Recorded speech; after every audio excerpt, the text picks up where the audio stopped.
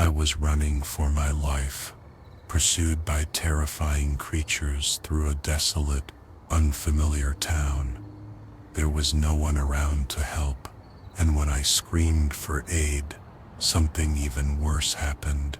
More monsters emerged, drawn to my voice. Each of them had grotesque features, but one stood out above the rest. It had a massive bat-like head, with a snake's tongue slithering from its mouth. In a blink it lunged toward me, its jaws snapping with terrifying speed. I felt a sharp pain as the creature's teeth sank into my flesh, and I screamed in agony. My mind spun as the beast's head twisted, thrashing like a wild animal. It let out a horrible screech and shoved me hard, sending me crashing backward. My head slammed against the ground, and in that instant everything went black. I woke up with a jolt, gasping for air, my heart pounding in my chest.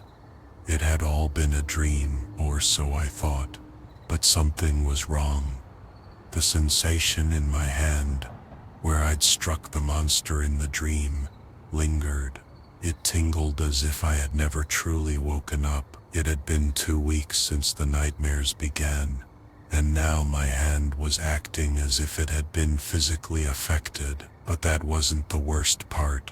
When I tried to stand, an excruciating pain shot through my legs, and I collapsed to the floor. Panic surged as I looked down, horrified to see the skin on my legs turning black. That was where the creature had bitten me in the dream. Could it be possible? Was I really bitten in my sleep? My mind raced as the pain intensified. I couldn't ignore it any longer. I had to get help. I hobbled to the hospital, barely able to move. The doctor examined my leg with concern, his brow furrowing as he traced the dark markings. The surreal connection between the nightmare and reality seemed impossible, but the pain was all too real. What was happening to me? He tilted his head with a puzzled look and said, "Your leg is running. Have you ever been stabbed by a rusty nail?" I blinked in confusion. "I've been bitten, but I'm not sure if the teeth were rusty." "What? You got bitten?" he asked, eyes narrowing. Suddenly it hit me. I was dreaming. I clamped my hand over my mouth, heart racing. Actually, nothing happened," I muttered. The doctor stared at me, a flicker of suspicion in his gaze. "We need to get you into surgery right away, and whatever happens, don't let yourself get bitten here." The operation went smoothly, or so the doctor claimed. He patted my shoulder and said, "You're lucky. Good luck out there." I stepped outside as dusk fell, the sky bleeding into darkness. A chill rolled down my spine. I silently prayed those grotesque creatures wouldn't return tonight. Just in case, I opened the storage room and pulled out a heavy hammer. I laid it beside my bed, my fingers brushing the handle for comfort before I drifted off to sleep again. I found myself in the heart of a desolate village, the air heavy with silence. A hammer lay in the dust beside me. I picked it up instinctively. Time felt strange there, like the quiet was just a warning before chaos. Then they came, shadows twisting into monsters, their eyes glowing with hunger. Without thinking, I swung the hammer, the weight of it surging through my arms. Over and over I fought, rage and fear fueling me. It felt endless, an unbroken war lasting 10 brutal hours. I struck and struck, each impact echoing through the ruined village. My arms burned, but I didn't stop. The dream pulsed with intensity, more real than reality itself. I didn't know if I was winning or simply surviving. All I knew was that I had to keep fighting. When I awoke from my dream, it felt as though the world had almost melted into the sweat of my skin. My hand, which had gripped the hammer, was bruised, and a foul residue clung to my fingers. The dream lingered in my mind, relentless and suffocating, haunting me day after day. I grew more and more exhausted, an overwhelming sense of urgency consuming me. It was as if I needed to take action, but I had no idea where to begin. A few days later, I went to the doctor for a checkup on my surgical site. What I heard there was nothing short of shocking.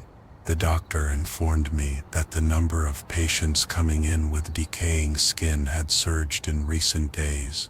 He seemed perplexed, shaking his head in disbelief as he spoke. His words only deepened my confusion.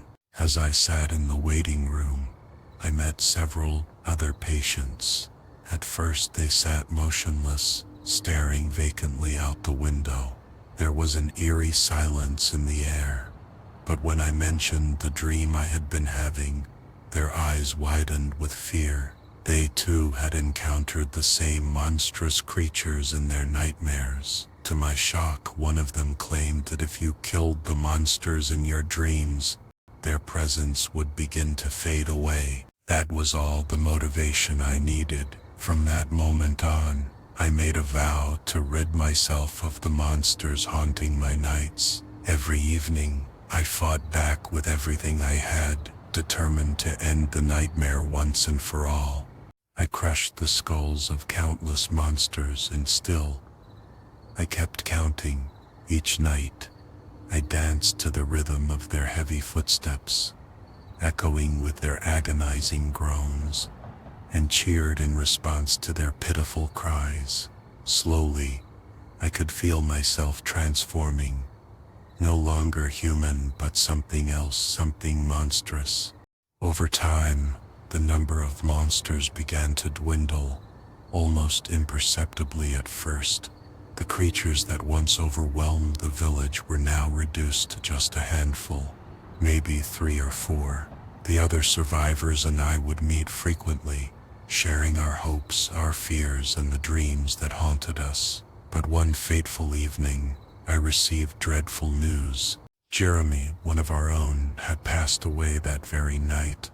His death had come swiftly, silently, as he lay sleeping. The strangest part of it all was the condition of his body.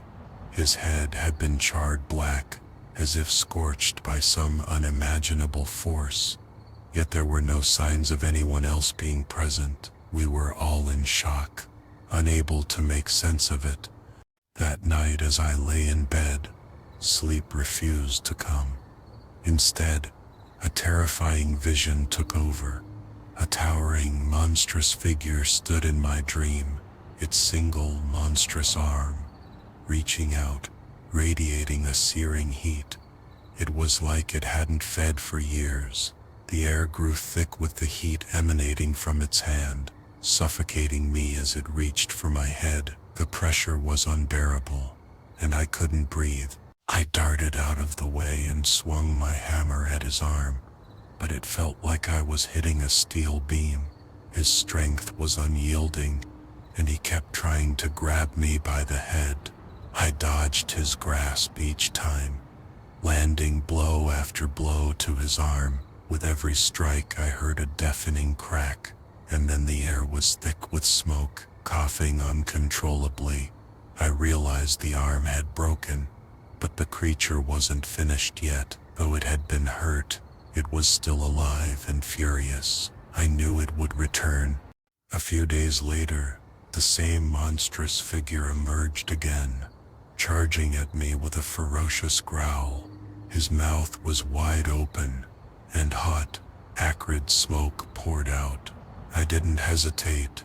With every ounce of strength, I slammed my fist into his skull. There was a sickening crack as his head split open, and molten liquid began spilling from the wound. The searing hot liquid splashed across my forearm, sending waves of pain through my body. The creature staggered and collapsed, its eyes rolling out from the sockets. I watched in eerie silence as the eyes, black and shiny like beads, fell to the ground. Without thinking, I picked one up, the smooth surface cool in my hand. But as my fingers closed around the black bead, something strange happened. I suddenly jolted awake, breathless, my heart pounding. To my shock, I still felt something in my hand. Looking down, I saw the very black bead I had picked up in the dream, now resting in my palm. I stared at it, completely stunned, when suddenly smoke began to pour out in thick, swirling clouds. I dropped it instantly, the heat searing my hand.